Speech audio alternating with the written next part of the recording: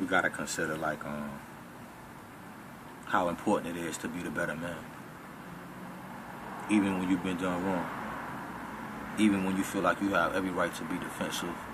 Even when you have every right not to be nice. Even when you feel like you have every right not to have open arms. You gotta have the courage to do that. You gotta consider how important that is and how powerful that is. See, really it's about courage. It's about like not following the masses. It's about considering like the chaos and the tragedies that we face every day. And we face them because we cause them among ourselves every day. We have to consider that. We have to consider like as much as we blame, as many these excuses that we come up with, we have to consider what is it going to do? What is that going to do? What are the results going to come out of the complaining and the excuses and the defenses? We got to consider the end result of that. The end result of that is still our very own failure. We got to consider all of that. We got to consider how important it is for us to start thinking and building an independent structure for ourselves. Listen to what I'm saying to you for real. As a community, as an African American, to me that means weakness. I tell that to people all the time. And for people to deny that, and to people to refuse to accept that, that's ignorance. That's ignorance, and you accepting weakness.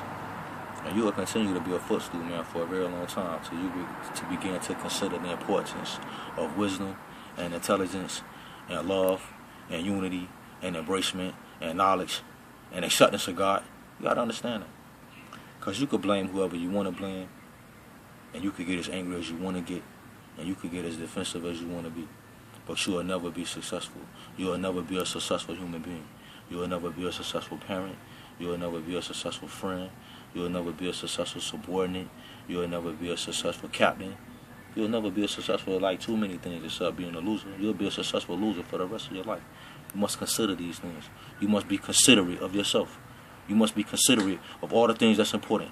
You must be considerate of the rules and regulations of life because they were made. They were made for us to follow.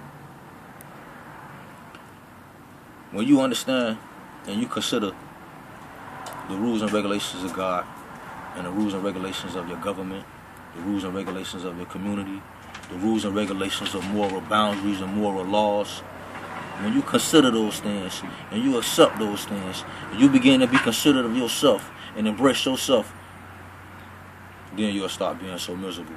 You'll start walking in and out of tragedies. When you turn left, a tragedy. When you turn right, a tragedy. When you back up, another tragedy. You'll start waking up and falling asleep to tragedies. When you start considering yourself. When you start embracing life for what it really is. Instead of embracing life for what you have fallen for it to be or what you wanted to be. Because life isn't what we created. Life was created before us and it'll be after us.